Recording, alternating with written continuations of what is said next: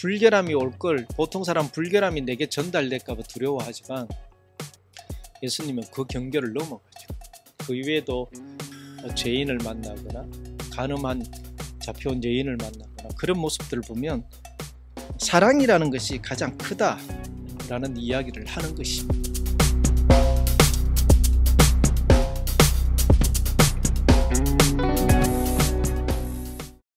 언젠가 예수가 유다 지방을 떠나 갈릴레아로 돌아갈 때 사마리아 지방을 거쳐서 간 적이 있었다. 그는 사마리아인들이 사는 시카르 마을에 이르렀다.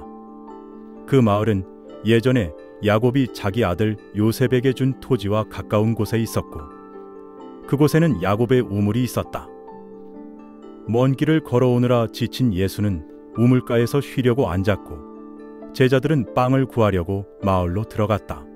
그때 시카르 마을에서 한 여인이 물을 기르려고 나왔는데 예수가 그 여인에게 마실 물을 좀 달라고 부탁했다. 그러자 여인이 말했다. 마실 물을 달라고요? 그건 말도 안 되지요. 당신은 유대인이잖아요. 유대인들은 우리 사마리아인들에게 철저히 등을 돌리고 있잖아요. 그러나 예수는 다시금 말을 던졌다. 당신이 내가 누군지 알고 또한 나의 가르침을 알았더라면 당신은 그런 말을 하기는커녕 오히려 내게 물을 주고 나는 당신에게 생명의 물을 주었을 것입니다.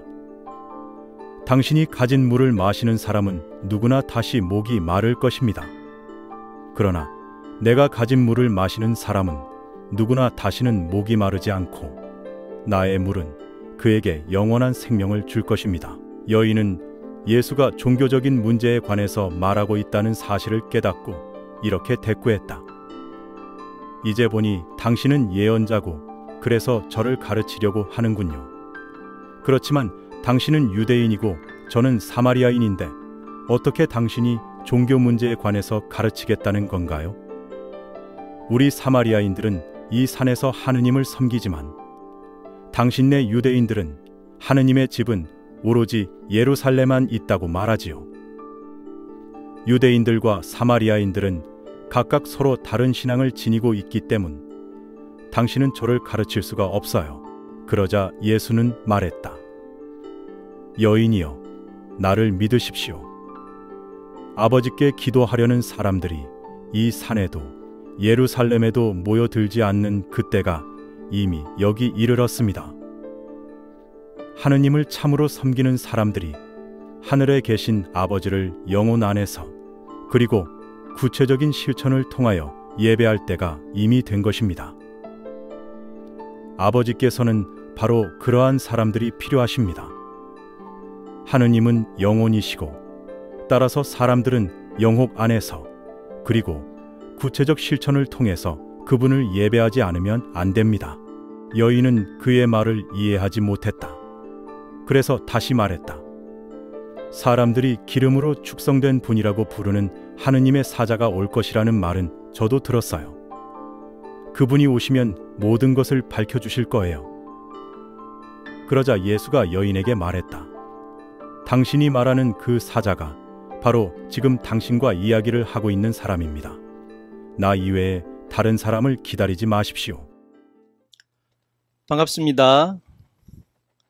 잘 지내시죠? 이제 더위가 우리 곁에 많이 온 것 같습니다. 여러분 건강하시고 또 더위에 잘 견뎌 이겨내시길 바랍니다. 톨스토이를 저는 지금 여러분과 나누는 이 책 이외에도 많이 읽습니다만 많은 생각들을 하게 합니다. 톨스토이가 단순히 신앙인으로의 모습만이 아니라 종교 사상가 또는 우리에게 많은 걸 보여주는 신앙의 선배, 모델의 모습들도 저는 너무나도 자주 느낍니다. 여러분도 그런 느낌 받을 수 있기를 바랍니다. 자, 오늘 우리 2장의 6번째 챕터 2-6장으로 가겠습니다. 오늘은 경계를 허물다라고 제가 제목을 좀 지어봤는데요. 왜냐하면 예수님이 사마리아 여인을 만나는, 사마리아 땅에 가서 사마리아 여인을 만나는 이야기가 경계를 허무는 모습이시기 때문에 그렇게 잡아봤습니다. 우리가 함께 보는 책 톨스토이 복음서 57에서 60쪽 정도고요. 이 이야기는 요한복음 4장에 사마리아 여인이라고 또는 수가성 여인이라고 하는 부분과 일치하는 부분입니다. 이 부분을 톨스토이는 또 어떻게 풀었는지 한번 여러분하고 같이 나눠보겠습니다. 톨스토이는 이 부분에서 사마리아 여인과 대화를 하면서 예배 방식에 대해 또 예배 장소에 대한 것들을 다르게 해석해 줍니다. 그래서 예배 장소나 또 민족의 문제나 전통의 문제 같은 것들을 다 뒤집어 엎죠. 그래서 영적인 부분에 있어서 진실됨과 사랑을 실천하는 것을 강조하는, 그것이 참된 예배라는 것을 또 강조합니다. 톨스토이 입장에서 보면 외형적인 것보다 내면을 더 중요하고 인간을 사랑하는 걸 더 중요한 걸 강조했다는 부분이 이 부분입니다. 그런 면에서 예수님을 톨스토이는 많이 좋아하게 된 거죠. 자, 그러면 또 본문 내용에 들어가서 조금 더 우리 깊이 있게 한번 살펴보겠습니다. 첫 번째, 신앙, 경계를 허물라라고 했습니다. 본문에 이런 말이 있습니다. 마실 물을 달라고요? 그건 말도 안 되죠. 당신은 유대인이잖아요. 유대인들은 우리 사마리아인들에게 철저히 등을 돌리고 있잖아요. 여기서 경계를 허문 게 두 개가 있는데, 유대인이 사마리아인과 어울린다는 것이 사실은 그러면 안 되는 경계선이었거든요. 그걸 예수님은 허무세요. 두 번째는 남성이 여성에게 말을 거는 거예요. 이 당시에는 남성이 여성에게 말을 걸 수가 없는 시대였나 봐요. 그래서 이 경계를 허물었다는 것이 바로 그겁니다. 여기서 우리는 예수님의 사상, 또 예수님의 사랑의 개념을 배울 수 있습니다. 우리도 많은 경우 이런 경계를 짓고 살지 않습니까? 그러나 예수님은 그러지 않았다는 것이죠.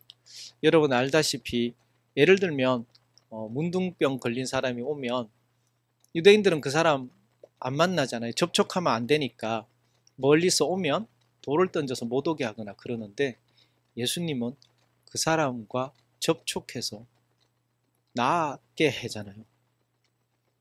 그 불결함이 올 걸 보통 사람 불결함이 내게 전달될까 봐 두려워하지만 예수님은 그 경계를 넘어가죠. 그 이외에도 죄인을 만나거나 간음한 잡혀온 여인을 만나거나 그런 모습들을 보면 사랑이라는 것이 가장 크다라는 이야기를 하는 것입니다. 그래서 이 본문에서 우리도 좀 경계를 허물었으면 좋겠어요.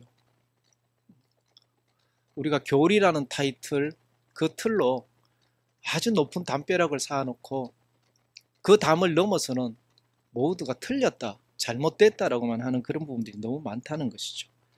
과연 예수님이 지금 오시면 어떻게 생각하실까? 여러분 한번 우리의 경계선 생각해 볼 필요 있지 않을까 싶습니다. 그런 경계선을 무너뜨리고 그 무너뜨릴 수 있는 가장 큰 것은 사랑이라는 것을 예수님과 톨스토이가 우리에게 보여주는 것 같습니다.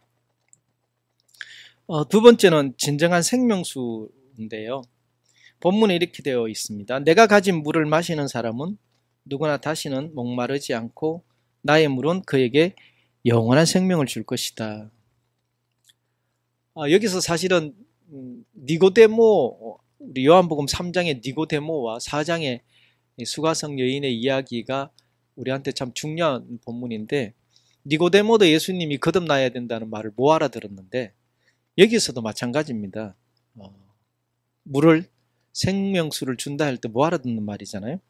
그 부분이 지금 여기서 나타나는데, 세상 사람들의 물은 육신의 갈급함, 갈증을 해결하는 거지만 예수님이 말하는 것은 본질 자체의 그 갈증, 메마름을 해결하는 것이죠. 그래서 육신보다 더 중요한 게 우리 영이잖아요. 그래서 영에 관해서 생명을 회복해주는 이야기를 하고 있다는 사실입니다. 그래서 영원히 메마르지 않는 물, 그 말을 지금 말하죠. 그걸 생명의 물이죠. 예수님은 그것을 말을 한 것입니다. 그래서 그러면 생명의 물이 뭐냐라고 했을 때 톨스토이는 어떻게 해석하냐면 하나님의 사랑과 진리를 깨닫고 실천할 때 생기는 영적 만족감이 바로 생명의 물이라고 해석을 하더라고요. 이 부분을 보면 참 많은 생각을 하게 되었습니다. 여러분, 우리에게 생명의 물, 영원한 생명을 준다는 것이 뭐냐? 우리는 보통 교리로 이 땅에서 구원받아서 천국 가면 된다라고 하는 것이지만 톨스토이는 그렇게 해석하지 않고 정말 내가 하나님의 사랑과 진리를 깨닫고 났을 때 오는 그 만족감이 생명수라는 것이죠. 그게 진정한 생명수라는 것을 이야기합니다. 얼마나 톨스토이 생각이 깊은지 우리 한번 다시 깨닫게 됩니다. 그래서 여인이 말하는 그 생명, 그 생수, 이 말은 세상이 주는 만족감을 표현한다고 할 수 있을 것 같고, 예수님께서 말씀하시는 생명수는 영원히 만족하는 영원한 생명을 주는, 영생을 주는 물이라는 면에서 아주 대조적으로 알 수 있다는 사실을 여기서 우리 한번 다시 생각하게 되는 것 같습니다. 세 번째는 영혼의 예배라고 했습니다. 여인이 그렇게 말을 하죠. 우리 여기서 예배 드리는데 예배 장소가 예루살렘 아니면 안 된다라고 말을 할 때 예수님이 말을 하는 장면입니다. 아버지께 하려는 사람들이 이 산에도 예루살렘에도 모여들지 않는 그때가 이미 여기 이르렀느니라 라고 말을 합니다. 사람들은 예배 장소를 중요하게 생각하면서 여기냐 저기냐 이야기하죠. 이 수가성 여인도 예루살렘과 사마리아의 그 예배 장소에 대한 부분으로 인해서 자신의 믿음에 대한 이야기들을 합니다. 그런데 예수님은 그런 뜻을 아니라는 것이죠. 보편적인 영혼의 예배를 하나님은 받으신다라고 이야기하는 것입니다. 이 말은 톨스토이도 아주 혁명적인 생각으로 선언하고 있는 것입니다. 이 산도 아니고 예루살렘도 아니다라고 말하죠. 그러면서 여기 중요하게 말하는 것이 뭐냐면 이미 여기에 이르렀다. 그 말은 뭐냐면 바로 진리가 예수님께서 그 진리시잖아요. 진리가 여기에 와 있으니까 이미 여기가 예배 장소라는 것이죠. 곧 하나님의 영, 진리가 그 자리에 있으면 그것이 바로 예배 드리는 장소고 예배의 곳이 된다는 것을 말합니다. 그러면 톨스토이는 또 예배 장소를 어떻게 해석하느냐? 그 영혼 안에서 만족된 그 생명수가 넘쳐 흘러서 삶에서 구체적으로 사랑하고 나타내는 삶을 사는 것이 바로 예배 장소라, 이렇게 보는 것이죠. 이게 톨스토이가 생각하는 그 방식입니다. 그래서 톨스토이는 철저하게 공간적인 개념의 예배, 천국의 개념이 아니고 하나님의 진리가 이루어지고 그 진리가 곧 사랑이니 사랑이 실천되어지는 것이 곧 천국이고 또 예배 장소라는 것을 말하는 것입니다. 그러니 하나님의 영이 벌써 와 있으면 이미 그곳이 예배 장소라는 것이죠. 그래서 우리는 이런 생각을 좀 할 수 있을 것 같아요. 나는 지금 어디서 예배 드리냐가 중요할까요? 아니면 어떻게 예배 드리냐가 중요할까요? 이런 생각을 하게 되죠. 자, 네 번째 넘어가 보겠습니다. 하나님은 영이시니라고 했습니다. 본문에 보면 하나님은 영이시고 따라서 사람들은 영혼 안에서 그리고 구체적인 실천을 통해서 그분을 예배하지 않으면 안 됩니다. 하나님은 영이시다는 말은 우리에게 아주 중요한 개념입니다. 하나님은 없이 계시는 분이라고 말을 해요. 왜 없다는 말을 쓸까요? 보이지 않으니까. 그러나 안 계시는 건 아니거든요. 계시는 분이에요. 바로 우리 삶 속에서 늘 계시죠. 그래서 함께 한다는, 하나님께서 우리와 함께 한다는 말을 하잖아요.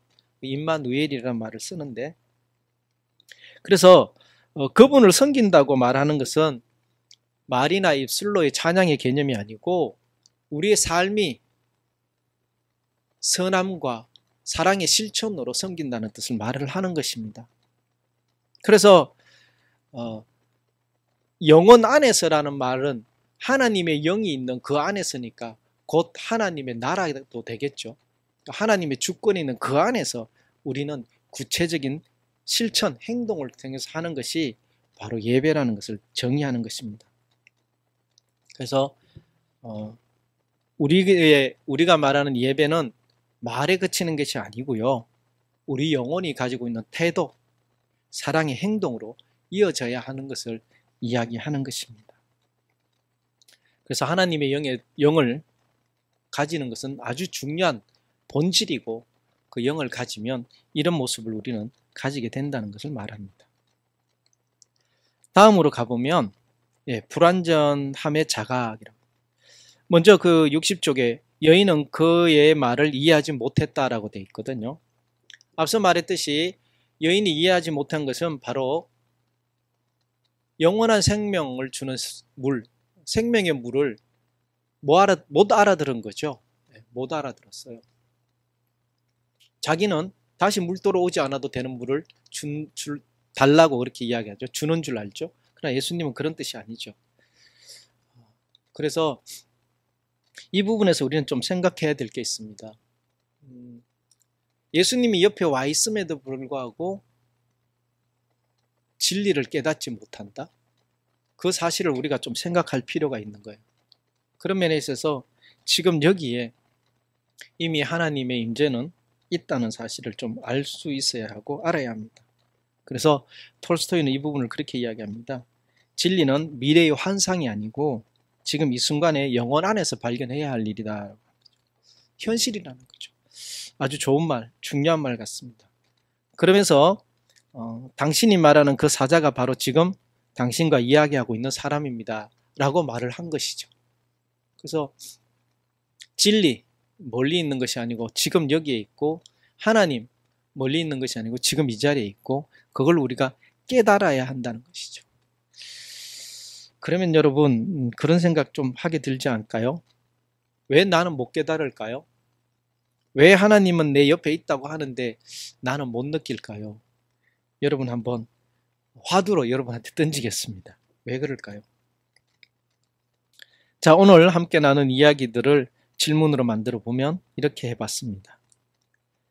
내 안에 어떤 갈증이 있으신가요? 무엇입니까, 여러분? 그러면 그 갈증은 진짜 생명의 물로 채워지고 있습니까? 라고 묻고 싶습니다. 이 질문이 아주 중요하게 우리에게 좀 있으면 좋겠습니다. 오늘의 한마디 정리합니다. 진정한 예배는 영혼에서 나오고 사랑의 실천으로 드러난다. 여러분, 참된 예배, 진정한 예배의 삶을 사시는 우리가 되면 좋겠다 싶습니다. 오늘 여기까지 하겠습니다. 감사합니다.